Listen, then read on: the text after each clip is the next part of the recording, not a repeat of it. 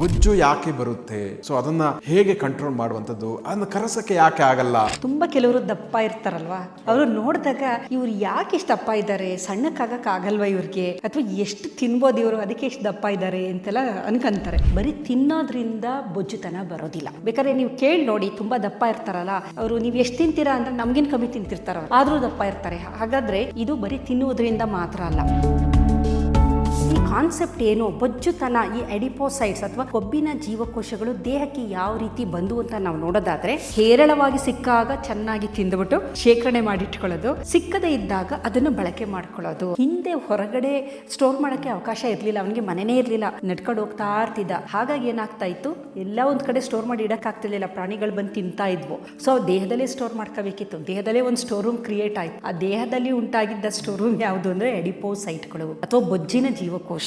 But ಇವಾಗ ಪ್ರಪಂಚ ಏನಾಗಿದೆ ಅಂದ್ರೆ ಹೈಲಿ ಪ್ರೋಸೆಸ್ಡ್ ಡಯಟ್. ನಮ್ದು ಎಲ್ಲಾದ್ರಲ್ಲೂ ಶುಗರ್ ಜಾಸ್ತಿ, ಉಪ್ಪು ಜಾಸ್ತಿ, ಕೊಬ್ಬು ಜಾಸ್ತಿ, ತಿನ್ನುವ ಆಹಾರ ಜಂಕ್ ಆಹಾರ ಸೇವನೆ, ಆಮೇಲೆ ನೋ ಫಾಸ್ಟಿಂಗ್, ತಿಂತಾನೆ ಇರೋದು. ಈಗ ನೀವು ಒಂದು 2 ವಾರ ಎಲ್ಲರೂ ಹೊರಗಡೆ ಹೋಗಿ ಬಂದು ಚೆನ್ನಾಗಿ ಒಳ್ಳೆ ಊಟ ಎಲ್ಲ ಮಾಡಿ ಒಂದು 3-4 kg ಜಾಸ್ತಿ ಆಗ್ಬಿಟ್ಟಿರ್ತೀರ. ಅದೇ ನೀವು 4 kg ಕರಗಿಸ್ಬೇಕು ಅಂದ್ರೆ 1 ವರ್ಷ ನೀವು ಸತತವಾಗಿ ವ್ಯಾಯಾಮ ಮಾಡಬೇಕು, ಫುಡ್ ಎಲ್ಲ ಕಂಟ್ರೋಲ್ ಮಾಡಬೇಕು. ಎಲ್ಲ ಮಾಡಿ ನೀವು ದಿನಾ ತೂಕ ನೋಡಿದ್ರು ಗ್ರಾಮ್ಗಳಲ್ಲಿ ಇಳಿತಾ ಇರುತ್ತೆ, ಕೆಜಿ ಎಲ್ಲ. ಫ್ಯಾಟ್ ಕರಗಿಸೋದು ಅಂದ್ರೆ it is equivalent to death ಅಂತ ಪ್ರೋಗ್ರಾಮಿಂಗ್. ಈ ನ್ಯಾಚುರೋಪತಿ ಇದೆಯಲ್ಲ, ಈ ಬೆಂಗಳೂರಿನವರು ತುಂಬಾ ಜನ ಹೋಗ್ತಾರೆ ನ್ಯಾಚುರೋಪತಿ. ಅಲ್ಲಿ ಹೋದಾಗ ಏನಾಗುತ್ತೆ ಅಂದ್ರೆ ನಿಮ್ಗೆ 4 kg ಡೌನ್ ಆಗುತ್ತೆ. ನಿಮ್ಗೆ ಆಹಾರದಲ್ಲಿ ಇದು ಮಾಡ್ತಾರೆ, ವ್ಯಾಯಾಮ ಮಾಡಿಸ್ತಾರೆ, ಯೋಗ ಮಾಡಿಸ್ತಾರೆ. ಏನಾಗುತ್ತೆ, ನಿಮಗೆ ದಿನಕ್ಕೆ 1 kg ತರ ಒಂದು 3-4 ದಿನ ಒಂದೊಂದು kg ಇಳಿದ್ ಬಿಡ್ತೀರಾ. 1 ಗ್ರಾಮ್ ಅಲ್ಲಿ ಇಳಿತಾ ಇರ್ಲಿಲ್ಲ ಮನೇಲಿ ಏನೇ ಮಾಡಿದ್ರು. ಇಲ್ಲಿ ನೋಡಿದ್ರೆ ನೆನ್ನೆ ನಾನು 1 kg ಇಳ್ದೆ, ಇವತ್ತು ಇನ್ನೊಂದು kg, 4 kg ಇಳಿದಾದ ಮೇಲೆ ಯಾವುದೇ ಕಾರಣಕ್ಕೂ ನಿಮಗೆ ವೆಯ್ಟ್ ಡೌನ್ ಆಗಲ್ಲ. ಈಗ ನೋಡಿ, ಸೆಲೆಬ್ರಿಟಿಗಳು, ಈಗ ಚಲನಚಿತ್ರ ನಟರು ನಟಿಯರೆಲ್ಲ ಇರ್ತಾರಲ್ಲ, ಒಂದು ಏಜ್ ವರ್ಗು ತುಂಬಾ ಚೆನ್ನಾಗಿರ್ತಾರೆ. ಆಮೇಲೆ ಅವ್ರನ್ನ ನೀವು ನೋಡಕ್ ಆಗೋದೇ ಇಲ್ಲ. ಅವರು ವಿತೌಟ್ ಮೇಕಪ್ ಅಂತೂ ಅವ್ರನ್ನ ನೋಡಕ್ಕೆ ಸಾಧ್ಯ ಇಲ್ಲ. ತುಂಬಾ ದಪ್ಪ ಆಗ್ಬಿಡೋದು, ಆಮೇಲೆ ತುಂಬಾ ಸಣ್ಣ ಆಗೋದು, ಪುನಃ ದಪ್ಪ ಆಗೋದು. ಎಲಾಸ್ಟಿಸಿಟಿ ಆಫ್ ದ ಸ್ಕಿನ್, ಕೊಲಾಜಿನ್ಗಳು ಬ್ರೇಕ್ ಆಗ್ತಾ ಹೋಗುತ್ತೆ, ಸ್ಕಿನ್ ಹಾಳಾಗ್ತಾ ಬರುತ್ತೆ. ಅವಾಗೇನಾಗುತ್ತೆ, ರಿಂಕಲ್ಸು, ಏಜಿಂಗ್ ಪ್ರಾಸೆಸ್ಗಳು.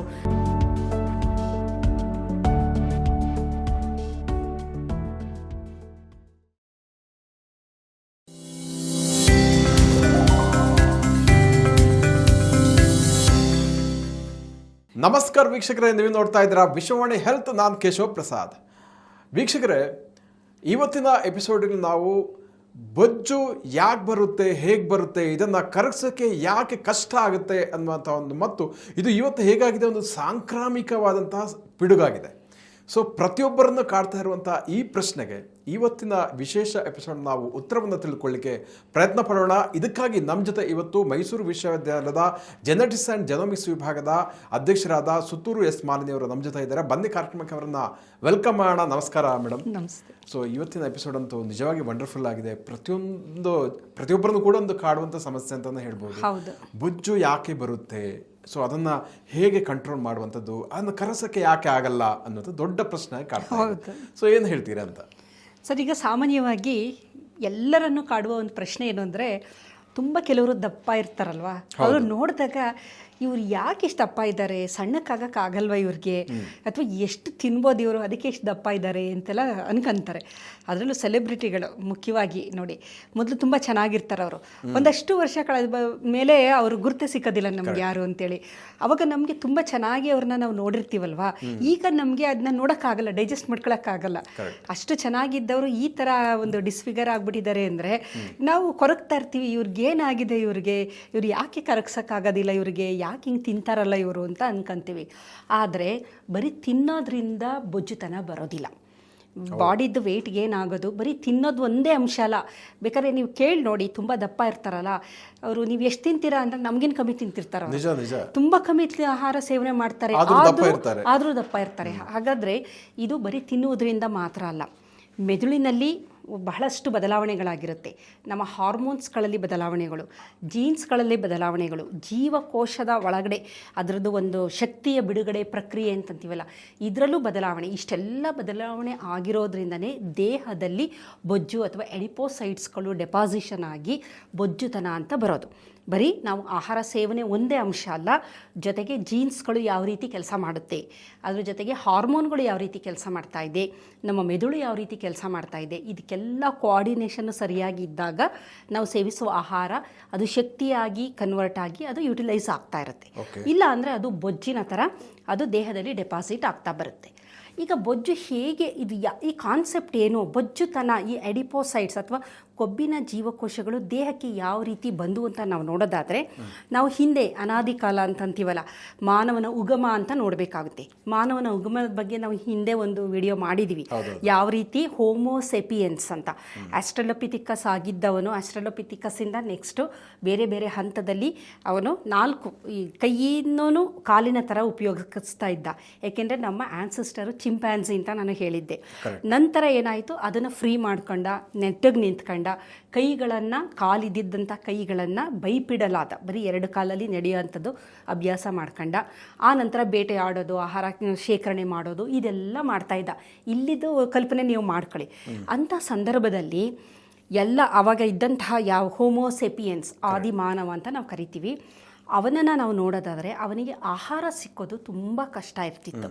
ಇವಾಗ ನಮಗೆ ರಾತ್ರಿ ಊಟ ನನಗೆ ಸಿಕ್ಕಲ್ಲ ಅನ್ನೋದಿಲ್ಲ, ಗ್ಯಾರಂಟಿ ಊಟ ಸಿಕ್ಕುತ್ತೆ. ನಾಳೆ ಊಟನೂ ಗ್ಯಾರಂಟಿ. ನಮಗೆ ಅಂದರೆ ಆಹಾರ ಸಿಕ್ಕೋದು ಇಲ್ಲ ಅನ್ನೋದೇ ಇಲ್ಲ ಯಾರಿಗೂ. ಇನ್ನೂ ಜಾಸ್ತಿನೇ ಸಿಕ್ಕುತ್ತೆ ಹೊರತು ಕಡಿಮೆ ಇಲ್ಲ. ಹಸಿವಿನಿಂದ ಸತ್ತವರು ಇಲ್ಲವೇ ಇಲ್ಲ ಅಂತಲ್ಲ, ಎಲ್ಲೋ ಇದ್ದಾರೆ, ಅಪರೂಪ. ಹಸಿವಿನಿಂದ ಸತ್ತವರು ಅನ್ನೋದು ಬಹಳ ಅಪರೂಪ. ಹಸಿವಿನಿಂದ ಸತ್ತವರು ಯಾರೂ ಇಲ್ಲ, ಎಲ್ಲೋ ಒಂದು ಕಡೆ ಆಹಾರ ಸಿಗುತ್ತೆ ನಮಗೆ, ಗ್ಯಾರಂಟಿ ಇದೆ, ಬೇಕಾದಷ್ಟಿದೆ, ಪ್ಲೆಂಟಿ ಅನ್ಬೋದು. ಇವಾಗ ಹಿಂದೆ ಅವನಿಗೆ ಆಹಾರ ಸಿಗೋದೇ ದುರ್ಲಭ ಆಗಿತ್ತು.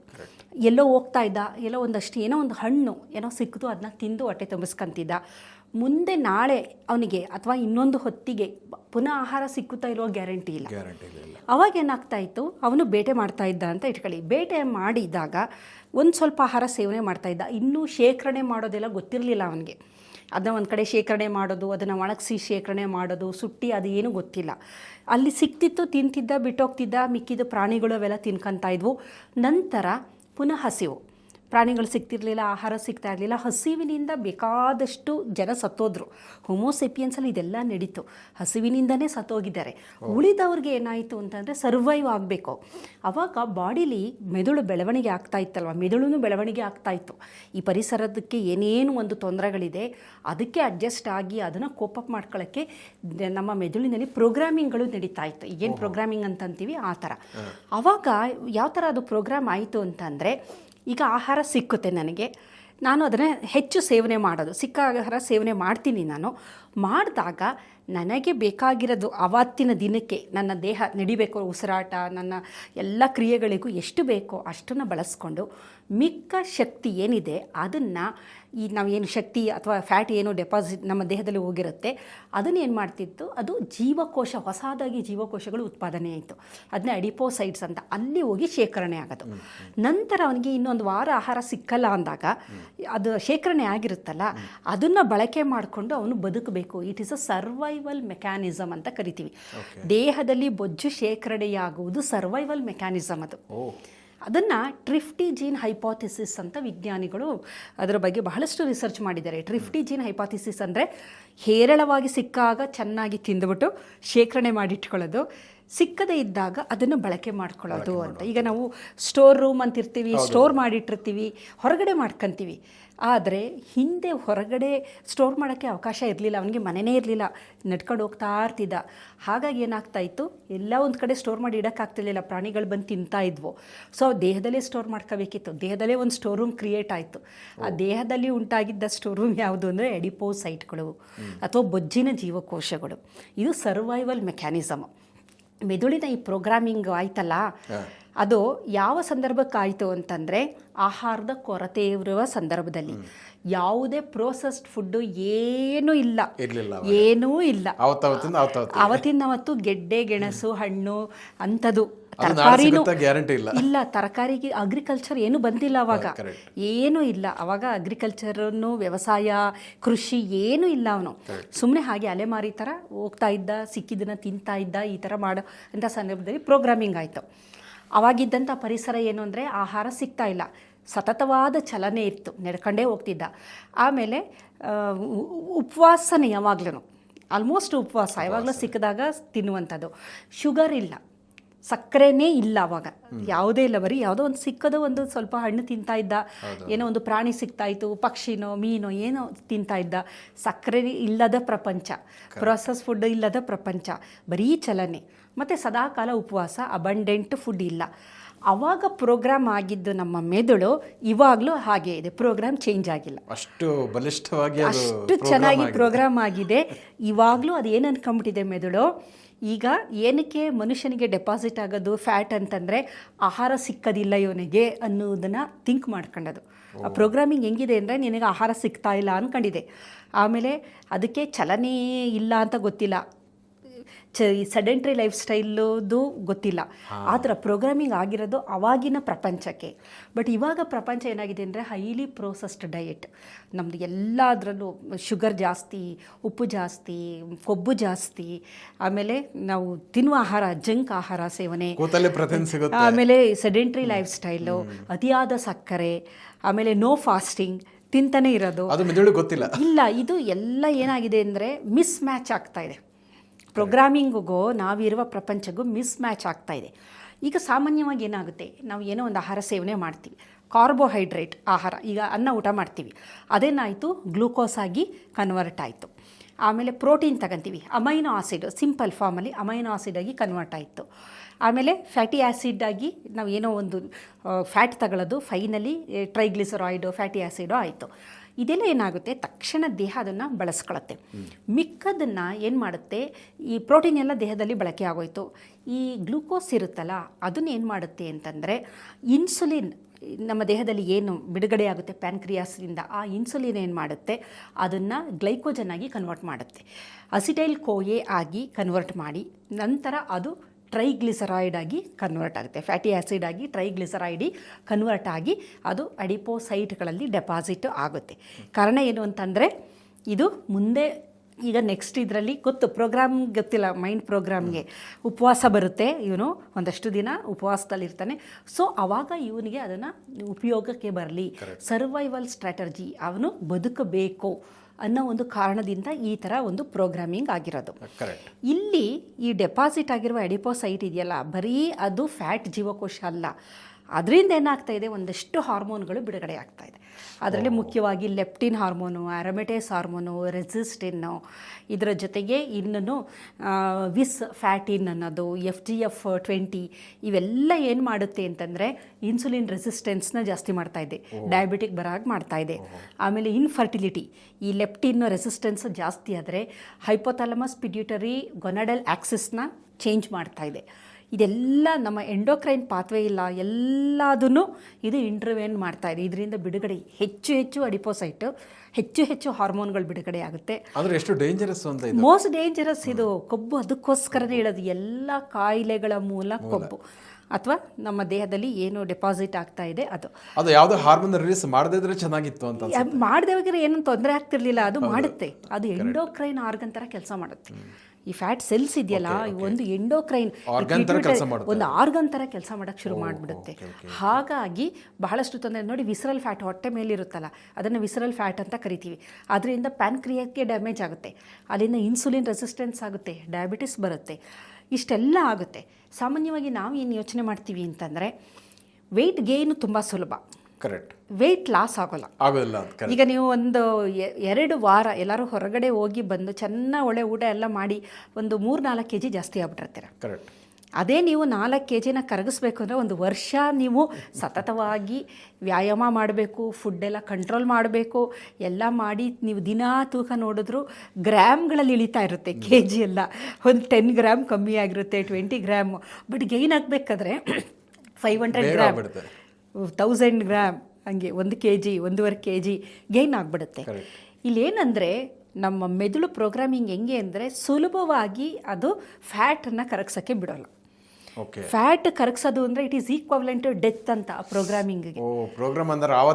ಆಗಿನ ಪ್ರೋಗ್ರಾಮು ಫ್ಯಾಟ್ ಎಲ್ಲ ಕರಗೋದ್ರೆ ಈಕ್ವಲೆಂಟ್ ಟು ಡೆತ್, ಸತ್ತೋಗ್ಬಿಡ್ತಾನೆ ಅನ್ನೋ ಒಂದು ಮೈಂಡ್ ಸೆಟ್ ಇರೋದ್ರಿಂದ, ಪ್ರೋಗ್ರಾಮಿಂಗ್ ಆಗಿರೋದ್ರಿಂದ ಮೆದುಳಿನಲ್ಲಿ. ಮತ್ತು ಫ್ಯಾಟ್ ಲಾಸ್ ಆಗಬೇಕಾದ್ರೆ ಏನಾಗುತ್ತೆ ಅಂದರೆ ಥೈರಾಯ್ಡ್ ಹಾರ್ಮೋನ್ ಇದೆಯಲ್ಲ ಅದು ಕಮ್ಮಿ ಆಗುತ್ತೆ, ಆಮೇಲೆ ದೇಹದ ಮೆಟಬಾಲಿಸಮ್ ಇದೆಯಲ್ಲ ಅದೆಲ್ಲ ಕಮ್ಮಿ ಆಗ್ತಾ ಬರುತ್ತೆ. ಹಾಗಾಗಿ ಅದು ಏನಂತ ತಿಳ್ಕೊಳ್ಳುತ್ತೆ ಅಂತಂದರೆ ಆ ಪ್ರೋಗ್ರಾಮಿಂಗ್ ಆಗಿರೋದು ನಮ್ಮ ಮೆದುಳಿನಲ್ಲಾಗಿರುವ ಪ್ರೋಗ್ರಾಮಿಂಗು ಇದು fatal, it is very dangerous. Weight loss ಅನ್ನೋದು ಡೇಂಜರಸ್ ಅನ್ನೋ ಥರ ಅದು ತಪ್ಪು ತಿಳ್ಕೊಳ್ಳೋದ್ರಿಂದ ಏನಾಗ್ತಾ ಇದೆ, ಅದು ಈಸಿಯಾಗಿ ನೀವು ಏನೇ ಅಂದರೂ ಅಷ್ಟು ಸುಲಭಕ್ಕೆ ವೆಯ್ಟ್ ಲಾಸ್ ಆಗೋಲ್ಲ. ಇಲ್ಲಿ ಭಾಳ ಒಂದು ತಮಾಷೆ ವಿಚಾರ ಏನು ಅಂದರೆ, ಈ ನ್ಯಾಚುರೋಪತಿ ಇದೆಯಲ್ಲ, ಈ ಬೆಂಗಳೂರಿನವರು ತುಂಬ ಜನ ಹೋಗ್ತಾರೆ ನ್ಯಾಚುರೋಪತಿ. ನಾವು ಒಂದೊಂದು ಸಲ ಮೊದಲೆಲ್ಲ ಹೋಗ್ತಾ ಇದ್ವಿ, ಇವಾಗ ಸ್ವಲ್ಪ ಆಗ್ತಾಯಿಲ್ಲ. ವರ್ಷಕ್ಕೊಮ್ಮೆ ಅಲ್ಲಿ ಹೋದಾಗ ಏನಾಗುತ್ತೆ ಅಂದರೆ ನಿಮಗೆ 4 kg ಡೌನ್ ಆಗುತ್ತೆ ಪ್ರತಿದಿನ. ನಿಮಗೆ ಅದು ನ್ಯಾಚುರೋಪತಿಲಿ ನಿಮಗೆ ಆಹಾರದಲ್ಲಿ ಇದು ಮಾಡ್ತಾರೆ, ವ್ಯಾಯಾಮ ಮಾಡಿಸ್ತಾರೆ, ಯೋಗ ಮಾಡಿಸ್ತಾರೆ, ಕಟ್ಟುನಿಟ್ಟಾಗಿ ಎಲ್ಲ ಇರೋದ್ರಿಂದ ಏನಾಗುತ್ತೆ, ನಿಮಗೆ ದಿನಕ್ಕೆ 1 kg ಥರ ಒಂದು 3-4 ದಿನ ಒಂದೊಂದು kg ಇಳಿದ್ಬಿಡ್ತೀರಾ. ಏನು ಸಂತೋಷ ನಿಮಗೆ.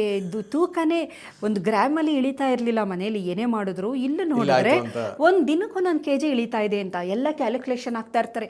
ರೀ ನೆನ್ನೆ ನಾನು 1 kg ಇಳಿದೆ, ಇವತ್ತು ಇನ್ನೊಂದು kg, ಇನ್ನು 10 ದಿನಕ್ಕೆ 10 kg ಇಳಿದ್ಬಿಡ್ತೀನಪ್ಪ, ನಾನು ಆರಾಮಾಗಿ ಮನೆಗೆ ಹೋಗ್ಬೋದು, 10 kg ಕಮ್ಮಿ ಆಗುತ್ತೆ ಅಂತ.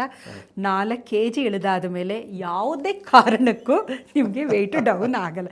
ನೀವು 1 ತಿಂಗಳಿರಿ ಅಲ್ಲಿ, ಅದೇ ಆಹಾರ ಅದೇ ಇದು ಮಾಡಿ 1 ತಿಂಗಳಾದ್ರೂ ಮೊದಲ ವಾರದಲ್ಲಿ ನಿಮಗೆ 4 kg ಏನು ಇಳಿದಿರುತ್ತೆ ಅಷ್ಟೇ. ಅದಾದ್ಮೇಲೆ ಆಗಲ್ಲ. ನಿಮಗೆ ಇನ್ನೂ ವೆಯ್ಟ್ ರೆಡ್ಯೂಸ್ ಆಗಬೇಕು ಅಂತಂದರೆ ನೀವು 6 ತಿಂಗಳು ಸತತವಾಗಿ ಇದನ್ನೇ ನೀವು ಮಾಡ್ತಾ ಬಂದರೆ ನಿಧಾನವಾಗಿ 10 ಗ್ರಾಮ್ಸ್ ಥರ ಇಳಿತಾ ಬರುತ್ತೆ. ಇಲ್ಲಿ ನಮ್ಮದು ಕ್ಯಾಲ್ಕುಲೇಷನ್ ಹೆಂಗೆ ಅಂದರೆ, ನಾವು ಅಲ್ಲಿ ಹೋಗಿ ಬಂದುಬಿಟ್ರೆ ನಾನು ಒಂದು 10 kg ಇಳಿಯೋಕ್ಕೆ ಸಾಧ್ಯನೇ ಇಲ್ಲ. 3-4 kg ಯಾವ ಥರ ಅಂತಂದರೆ ದೇಹದ ಒಂದು ನೀರಿನ ಅಂಶ ಹೋಗುತ್ತೆ, ಟಾಕ್ಸಿನ್ಸ್ಗಳು ಹೋಗುತ್ತೆ, ಇದೆಲ್ಲ ಹೋಗೋದ್ರಿಂದ ಒಂದು ಟೆಂಪ್ರರಿಯಾಗಿ ಒಂದಷ್ಟು ಇದಾಗುತ್ತೆ.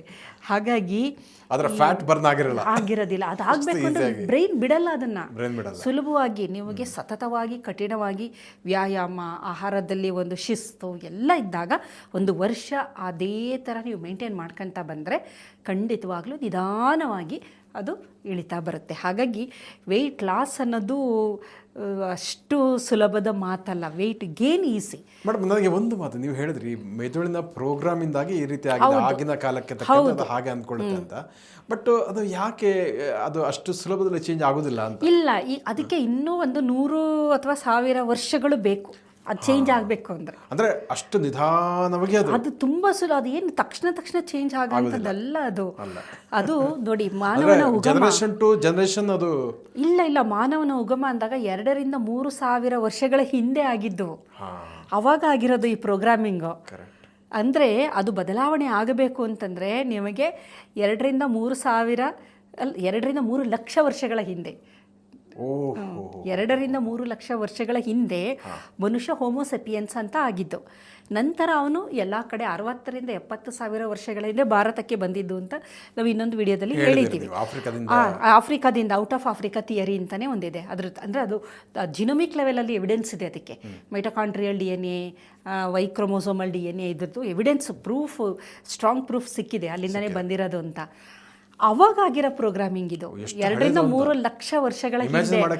ಈಗ ನಮ್ದು ಇದು ಚೇಂಜ್ ಆಗಬೇಕು ಅಂತಂದರೆ ಪುನಃ 2-3 ಲಕ್ಷ ವರ್ಷಗಳಾಗಬೇಕು, ಚೇಂಜ್ ಆಗುತ್ತೆ. ಅಷ್ಟರಲ್ಲಿ ಇದು ಏನೇನು ಡ್ಯಾಮೇಜ್ಗಳು, ಈ ಒಬಿಸಿಟಿಯಿಂದ ಏನೇನು ಡ್ಯಾಮೇಜ್ ಆಗಬೇಕು, ಫ್ಯಾಟಿ ಲಿವರು, ಡಯಾಬಿಟಿಸು, ಹೃದಯದ ತೊಂದರೆಗಳು, ಅಧಿಕ ರಕ್ತದೊತ್ತಡ, ಥೈರಾಯ್ಡ್ ತೊಂದರೆಗಳು, ಬಂಜೆತನ, ಕ್ಯಾನ್ಸರ್, ಏನೇನು ಬೇಕು ಎಲ್ಲ ಇನ್ನೂ ಜಾಸ್ತಿ. ಡಿಮೆನ್ಷಿಯಾ, ನ್ಯೂರೋಡಿಜೆನರೇಷನು ಇನ್ನೂ ಅತಿಯಾಗಿ ಅದರ ಇನ್ಫ್ಲಮೇಷನ್ ಜಾಸ್ತಿ ಆಗ್ತಾ ಹೋಗುತ್ತೆ. ಸೊ ಹಾಗಾಗಿ ಈ ಪ್ರೋ ಇನ್ಫ್ಲಮೇಟರಿ ಸೈಟೋಕೈನ್ ಜಾಸ್ತಿ ಮಾಡ್ತಾ ಬಂದುಬಿಡುತ್ತೆ. ಇದು ಈ ಅಡಿಪೋಸೈಟ್ಗಳು ಮೋಸ್ಟ್ ಡೇಂಜರಸ್ ಅದು ಫ್ಯಾಟ್.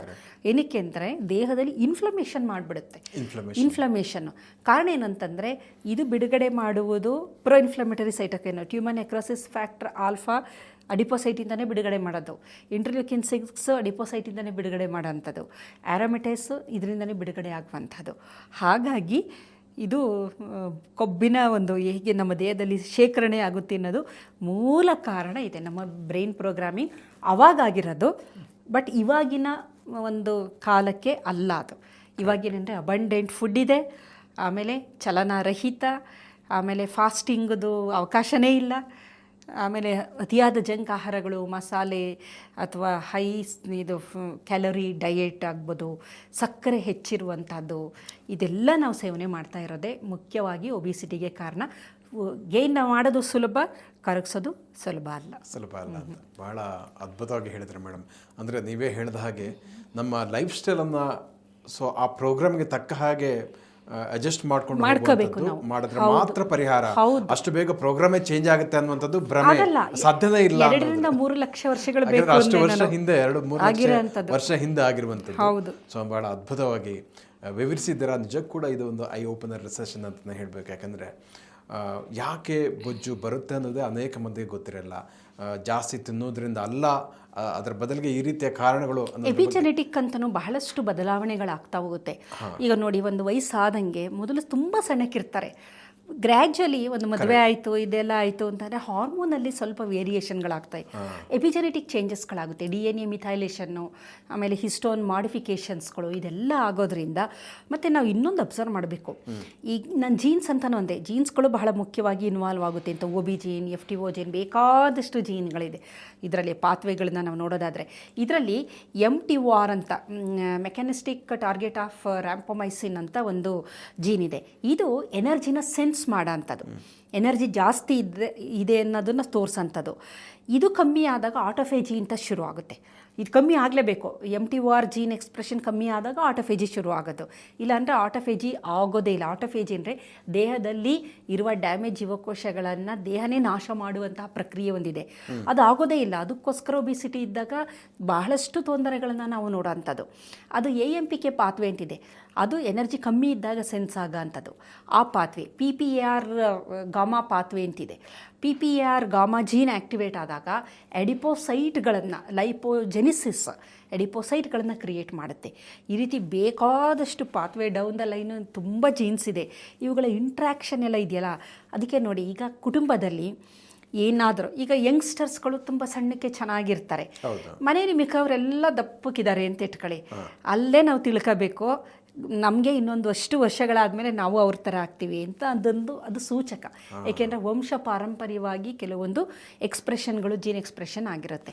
ಹಾಗಾಗಿ ಅಂಥ ಸಂದರ್ಭದಲ್ಲಿ ನಾವೇನು ಮಾಡಬೇಕು ಅಂದರೆ, ನಮ್ಮ ಆಹಾರದ ಮೇಲೆ ಗಮನ ಇರಬೇಕು. ಎಷ್ಟು ಆಹಾರ ಸೇವನೆ ಮಾಡ್ತೀವಿ, ಆಮೇಲೆ ನಮ್ಮ ದೈಹಿಕ ವ್ಯಾಯಾಮ ಆಗಿರ್ಬೋದು, ಈ ಥರದನ್ನೆಲ್ಲ ನಾವು ರೂಢಿಸ್ಕೊಂಡಾಗ, ಒಳ್ಳೆಯ ಜೀವನ ಶೈಲಿ, ಒಳ್ಳೆಯ ಹವ್ಯಾಸಗಳು, ಇದೆಲ್ಲ ರೂಢಿಸ್ಕೊಂತೀವಲ್ಲ, ಅಂಥ ಸಂದರ್ಭದಲ್ಲಿ ಏನಾಗುತ್ತೆ, ತೂಕವನ್ನು ಬಹಳ ಅಚ್ಚುಕಟ್ಟ, ಕೆಲವರು ಭಾಳ ಚೆನ್ನಾಗಿ ಮ್ಯಾನೇಜ್ ಮಾಡ್ತಾರೆ.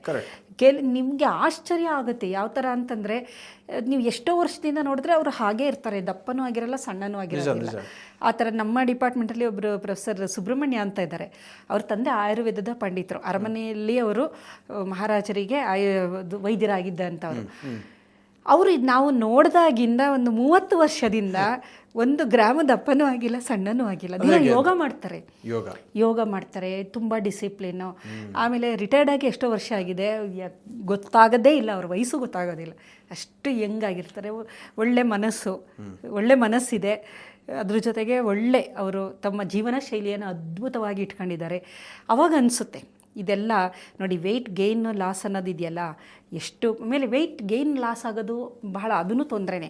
ತುಂಬ ದಪ್ಪ ಆಗಿಬಿಡೋದು, ಆಮೇಲೆ ತುಂಬ ಸಣ್ಣ ಆಗೋದು, ಪುನಃ ದಪ್ಪ ಆಗೋದು. ಎಲಾಸ್ಟಿಸಿಟಿ ಆಫ್ ದ ಸ್ಕಿನ್, ಕೊಲಾಜಿನ್ಗಳು ಬ್ರೇಕ್ ಆಗ್ತಾ ಹೋಗುತ್ತೆ, ಸ್ಕಿನ್ ಹಾಳಾಗ್ತಾ ಬರುತ್ತೆ. ಅವಾಗೇನಾಗುತ್ತೆ, ರಿಂಕಲ್ಸು, ಏಜಿಂಗ್ ಪ್ರಾಸೆಸ್ಗಳು. ಆಮೇಲೆ ದೇಹದಲ್ಲಿ ಒಳಗಡೆ ನಮ್ಗೆ ಇಷ್ಟದಂಗೆ ಆಟಾಡೋಕ್ಕಾಗಲ್ಲ ನಾವು.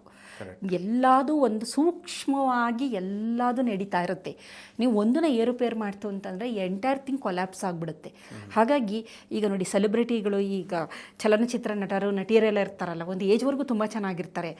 ಆಮೇಲೆ ಅವ್ರನ್ನ ನೀವು ನೋಡೋಕ್ಕಾಗೋದೇ ಇಲ್ಲ. ಅವರು ವಿತೌಟ್ ಮೇಕಪ್ ಅಂತೂ ಅವ್ರನ್ನ ನೋಡೋಕ್ಕೆ ಸಾಧ್ಯ ಇಲ್ಲ. ಕಾರಣ ಏನು ಅಂದರೆ, ವೆಯ್ಟ್ ಗೇನ್ ಆಗೋದು, ವೆಯ್ಟ್ ಲಾಸ್ ಆಗೋದು, ಗೇನ್ ಆಗೋದು, ಲಾಸ್ ಆಗೋದು, ದೇಹದ ಮೇಲೆ ಒಂಥರ ಎಕ್ಸ್ಪೆರಿಮೆಂಟೇಷನು ಮಾಡ್ತಾ ಇರ್ತಾರೆ ಅವರು. ಕರೆಕ್ಟ್. ನೀವು 100% ಕರೆಕ್ಟ್. ಕೆಲವೊಂದು ನಟಿಯರು ನಾನು ನೋಡಿದ್ದೀನಿ, ಯಾವುದೋ ಒಂದು ಸಿನಿಮಾಕ್ಕೋಸ್ಕರ ವೆಯ್ಟ್ ಅನ್ನು 10 kg ಜಾಸ್ತಿ ಮಾಡಿದ್ರೆ 50 kg ಮಾಡೋರಿದ್ದಾರೆ, ಅದು ದೊಡ್ಡ ಸುದ್ದಿ ಆಗುತ್ತೆ. ಆಮೇಲೆ ಗ್ಲೋರಿಫೈ ಮಾಡ್ತಾರೆ.